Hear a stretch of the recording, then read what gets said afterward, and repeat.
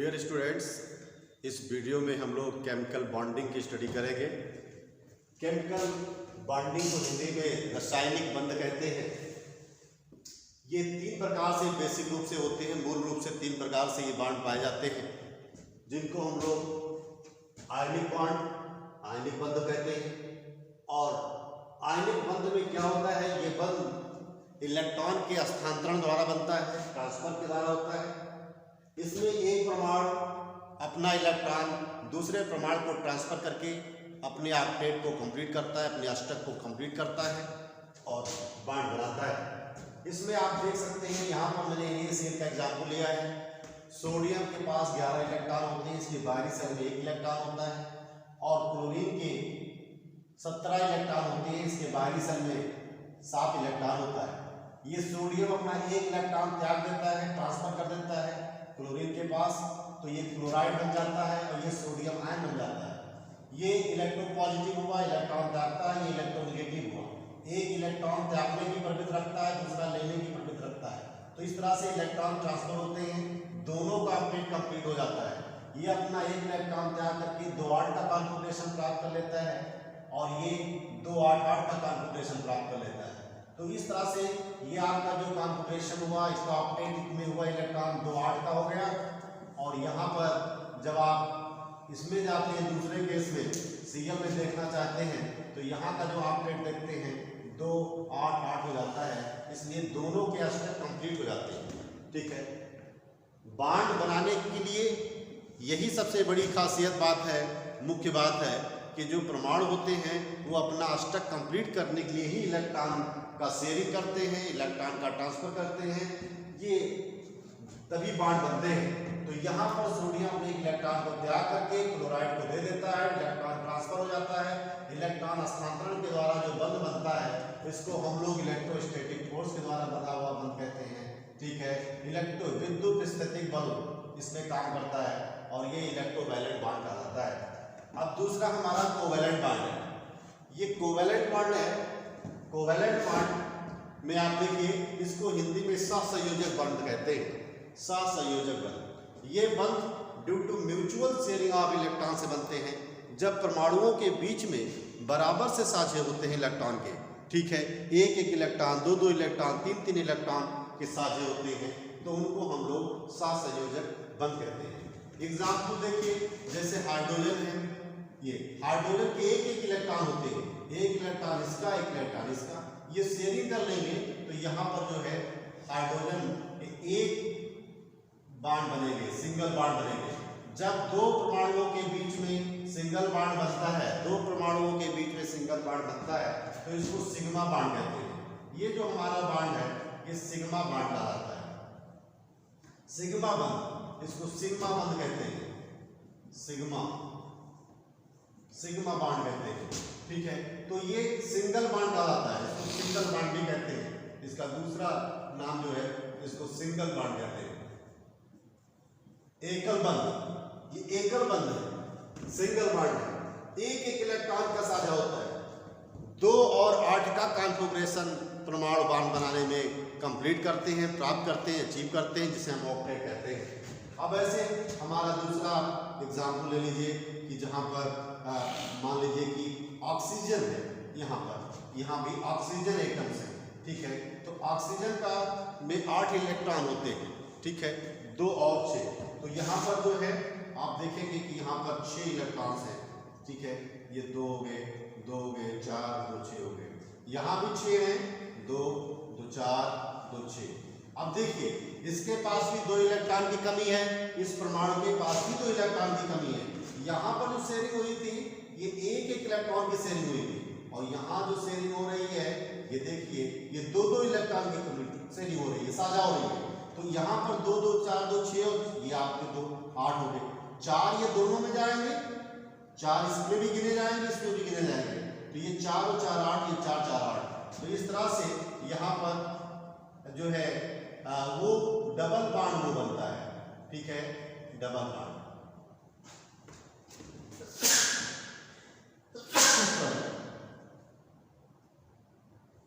Double bond, जिसको द्विबंध कहते हैं। हिंदी में इसको द्विबंध कहते हैं और सिग्नल बॉन्ड को एकल बंध कहते हैं।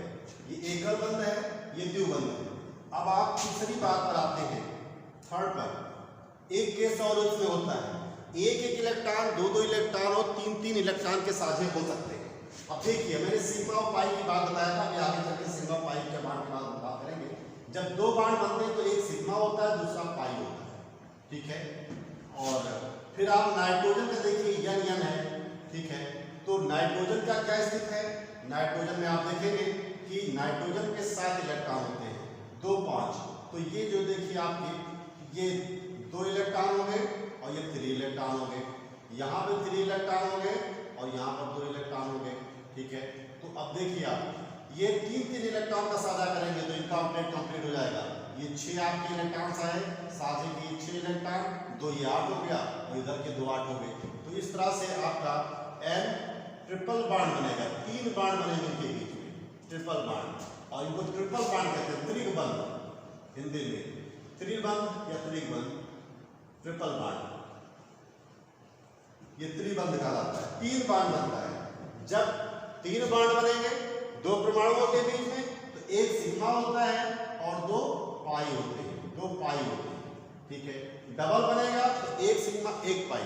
इस तरह से यहाँ से आप ये देख सकते हैं कि बिना सिग्मा बने पाई बॉन्ड बन ही नहीं सकता है, सबसे पहले सिग्मा ही बॉन्ड बनते हैं। तो ये तो कोवेलेंट बॉन्ड रहा। कोवेलेंट बॉन्ड में 3 तरह के बॉन्ड पाएंगे, single bond, pi bond, double bond, triple bond, ये 3 तरह का कंसेप्ट आएगा। अब इसी तरह से एक इसका सुपर फॉर्म होता है, जहाँ तो म्यूचुअल शेयरिंग होती है। आगे चलकर के केस ऐसा आता है जिसमें एक ही परमाणु इलेक्ट्रॉन का साझा कराता है, इलेक्ट्रॉन देता है, बराबर की शेयरिंग ना करके एक ही परमाणु द्वारा इलेक्ट्रॉन का साझा युग्म इलेक्ट्रॉन दिया जाता है और बॉन्ड बनता है, जिसको हम लोग उपसहसंयोजक बंध कहते हैं। उपसहसंयोजक बंध, तो इसको आप देखिए, उपसहसंयोजक बंध क्या है, जिसको कोऑर्डिनेट बॉन्ड कहते हैं।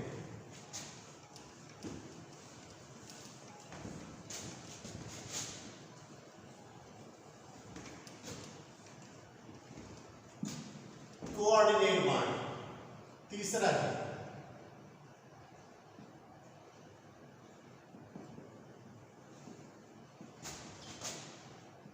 कोऑर्डिनेट बॉन्ड, इसमें साझे के इलेक्ट्रॉन एक ही टर्म दिए जाते हैं।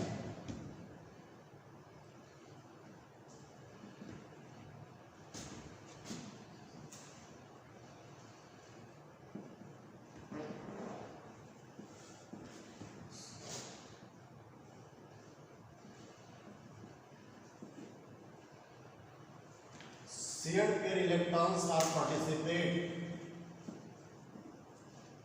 भाग लेते हैं बाई 1 एटम।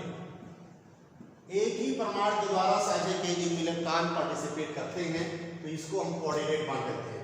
जैसे बेस्ट एग्जांपल आपको दिखाते हैं कि NH3 है, ये NH3, ये आपके यहाँ पर एक इलेक्ट्रॉन बचा हुआ है, 5 इलेक्ट्रॉन होते हैं और एक आ गया H पॉजिटिव, इसमें एक भी इलेक्ट्रॉन नहीं है, प्रोटॉन। तो ये आपके जो दोनों इलेक्ट्रॉन थे, ये इनको दे दिए जाते हैं। तो यहाँ से क्या होता है, इनका भी आपके कंप्लीट हो जाता है, 2 2 4 2 6 2 8 माना जाता है, और इनका 2 हो जाता है। तो इस तरह से N H H H और यहाँ पर H, और ये पूरा ब्रैकेट में बंद करके इस पर पॉजिटिव भी लिखा जाता है। तो इस बॉन्ड को, ये बॉन्ड कहाँ से आया इलेक्ट्रॉन, ये नाइट्रोजन से आया, इसे ऐसी तीर से दिखाते हैं और इसी बॉन्ड को हम लोग कोऑर्डिनेट बॉन्ड कहते हैं, कोऑर्डिनेट बॉन्ड। तो ये 3 तरह के बेसिक रूप से बॉन्ड होते हैं। अब आगे चल करके हमको क्या करना है, इसमें क्या चीज़ की स्टडी करना है। हमारे यहाँ क्वेश्चन जो पूछे जाते हैं यूपीएससी में, तो वहाँ पर यूपीएससी में जो क्वेश्चन पूछे जाते हैं उसमें सिग्मा और पाई बॉन्ड से रिलेटेड भी क्वेश्चन आते हैं। तो हम आगे देखते हैं कि सिग्मा और पाई बॉन्ड में क्या जानकारी आप और ले सकते हैं।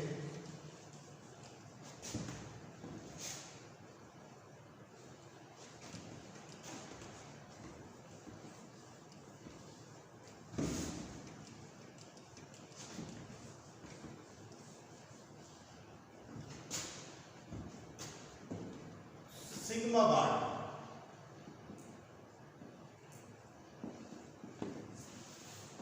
एंड पाई बॉन्ड, इसको पाई से इंडिकेट करते हैं, इसको सिग्मा से इंडिकेट करते हैं। ये दो तरह के बॉन्ड होते हैं। अब देखिए, पहली बात ये जानना है कब बनते हैं, कैसे बनते हैं। इट इज फॉर्म, ये बनते हैं by overlapping of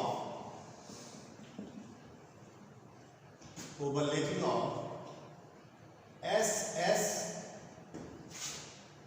S p and p P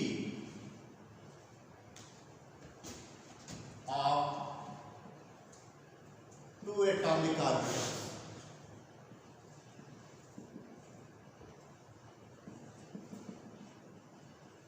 Along their internuclear axis. Internuclear माध्यमिक जो एक्सिस होती है परमाणुओं के बीच में, उसके रिस्पेक्ट में ओवरलैपिंग होती है। तो यहां पर जब एस एस की ओवरलैपिंग होगी, पीपी की ओवरलैपिंग होगी और एसपी की ओवरलैपिंग होगी तो सिग्मा बॉन्ड बनेगा। ठीक है, तो इसमें जो ओवरलैपिंग होती है, ये तीन केस आपको दिखाए गए। ये पहला केस, दूसरा और तीसरा। ठीक है, और यहां पर जब ओवरलैपिंग होती है, ठीक है, तो यहां पर जो है it is form by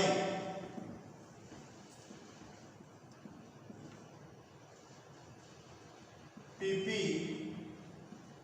overlapping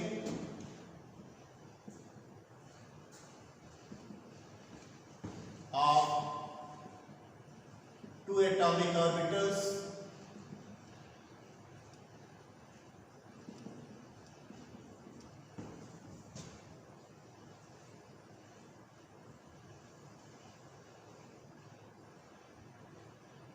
with respect to lateral overlapping या साइड वाइज ओवरलैपिंग होती है। अब साइड वाइज ओवरलैपिंग क्या है और इंटरन्यूक्लियर एक्सिस के ओवरलैपिंग क्या है, इसको आप देख सकते हैं। एस ऑर्बिटल गोलाकार होता है, तो दो एस ऑर्बिटल जब मिलते हैं तो इस तरह की ओवरलैपिंग होती है, इनको हम लोग एस एस कहते हैं। ये सिग्मा बॉन्ड आता है।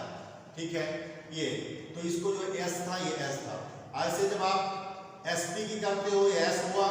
ठीक है, एस हुआ और पी का जो है इस तरह का डब्ल्यू जैसा शेप होता है। ठीक है, ये पी हो गया। तो ये जब मिलते हैं तो ऐसे इनको कट करते हैं, ऐसे ओवरलैपिंग होती है, इसको एस पी कहते हैं। ऐसे जब पी पी की ओवरलैपिंग होती है, इंड टू इंड ओवरलैपिंग बोलते हैं, ये ओवरलैपिंग होती है। तो यहाँ पर उस तरह का ओवरलैपिंग होता है, इसको पीपी ओवरलैपिंग कहते हैं। ये सिग्मा बॉन्ड बनते हैं, ये सब सिग्मा बॉन्ड बनते हैं। ये सिग्मा बॉन्ड बनने की कंडीशन है। अब जब यहाँ पर आपके बात आती है ओवरलैपिंग की, तो ये साइड वाइज ओवरलैपिंग करता है, लेटरल ओवरलैपिंग करता है, पैरेलल ओवरलैपिंग करता है। तो इस तरह से बॉन्ड बनते हैं। यहाँ पर ये दो पी ऑर्बिटल ओवरलैपिंग करते हैं, तो ये इस तरह की ओवरलैपिंग होती है। ये ओवरलैपिंग का पोर्शन होता है। तो यहाँ पर इसको जो है हम लोग जो है पाई बॉन्ड कहते हैं। ये पीपी की जो ओवरलैपिंग है ये पाई बॉन्ड आता है। तो ये आपका बॉन्ड बनने का कंडीशन था कि कब कब सिग्मा बनते हैं, कब कब पाई बनते हैं। ये आपने दो कंडीशन देखा। अब इसके आगे जो है आप इसकी स्टेबिलिटी भी देख सकते हैं कि ओवरलैपिंग की मात्रा किसमें ज़्यादा होती है। तो सिग्मा बॉन्ड में जो ओवरलैपिंग की मात्रा होती है वो ज़्यादा होती है, लार्ज एक्सटेंड होता है, और इसमें ओवरलैपिंग की मात्रा कम होती है।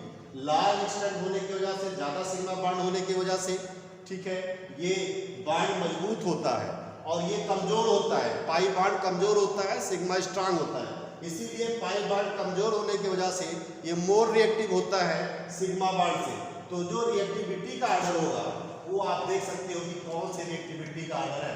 तो आप ये देखिए कि जो पाई बॉन्ड होते हैं वो वीक होते हैं। तो पाई बॉन्ड की वीक होने की रिएक्टिविटी का आर्डर आप देख सकते हैं। इसलिए जो रिएक्टिविटी आर्डर है वो आप देखिए, तो रिएक्टिविटी आर्डर क्रिया करने की शीलता, क्रियाशीलता कौन सा ज्यादा रिएक्टिव होगा। तो यहाँ पर देखिए जो पाई बॉन्ड है मोर रिएक्टिव सिग्मा बॉन्ड, और इसी बेस पर आपको ये मिलता है कि जो ट्रिपल बॉन्ड है ये मोर रिएक्टिव है डबल बॉन्ड से और ये सिंगल बॉन्ड से। तो सबसे ज्यादा रिएक्टिव कौन सा हुआ? ये ट्रिपल बॉन्ड, इसमें इलेक्ट्रॉन ज्यादा दिख पाए जाते हैं। अब जो एक एग्जांपल हम बताते हैं आपको इस वीडियो में कि सिग्मा और पाई बॉन्ड को कैसे आप देखें, क्योंकि हमारे यहाँ पूछा जाता है कि सिग्मा और पाई बॉन्ड का नंबर बताइए। ठीक है, how many numbers, how many numbers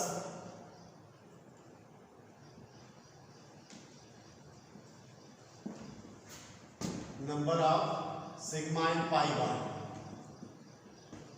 अब देखिए एग्जाम्पल, हम देख लीजिए आपको फर्स्ट एग्जाम्पल देते हैं, C double bond C, single bond C, triple bond N, C triple bond N C triple bond N C triple bond N.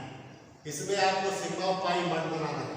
तो देखिए एक सिग्मा होता है, एक पाई होता है। जब दो बॉन्ड होते हैं, सिंगल होते हैं तो हमेशा सिग्मा ही होता है, और जहां ट्रिपल बॉन्ड होंगे उसमें एक सिग्मा और दो पाई होगा, एक सिग्मा दो पाई होंगे, यहाँ भी एक सिग्मा दो पाई होंगे, यहाँ भी एक सिग्मा और दो पाई होंगे। तो यहाँ कैलकुलेट करोगे कितने सिग्मा हो गए?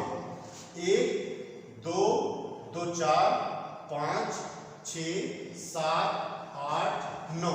तो सिग्मा 9 सिग्मा हो गए। पाई काउंट करोगे तो दो पाई यहाँ हुआ, दो यहाँ हुआ, 4 5 और 4 9 पाई। तो ये 9 सिग्मा और 9 पाई। एक बार फिर से आप देख सकते हैं, 1 2 2 4 5 6 7 8 9, 9 सिग्मा हो गए, और 2 2 4 एक 5 और 4 यहाँ 9 सिग्मा 9 पाई बॉन्ड। इसी तरह से एक एग्जांपल और आप देख लीजिए कि मान लीजिए आपको C2H4 दे दिया गया, तो इनका स्ट्रक्चर बना लीजिए आप, CH दोनों में बराबर H कर देंगे, H बॉन्ड देखिए 2 हो गया, 3 यहाँ डबल बॉन्ड हो जाएगा। अब यहाँ पर आप काउंट कर सकते हो इस एग्जांपल में भी, एक सिग्मा बॉन्ड है, यहाँ भी एक सिग्मा, यहाँ भी सिग्मा सिग्मा, सिंगल हो गए, यहाँ सिग्मा 2 हो गए तो एक पाई, तो ये पाई हो गए। तो इसमें कितने सिग्मा हो गए? 2 2 4 1 5, तो 5 सिग्मा हो गए, एंड पाई कितने हो गए? 1 पाई, 1 पाई। तो इस तरह से कोई भी एग्जाम्पल दिया जाएगा तो उसमें आप लोग जो है कैलकुलेट कर देंगे, और हम इस तरह से ये खत्म होता है टॉपिक जो है आपका। अगले वीडियो में नेक्स्ट चीज बताई जाएगी।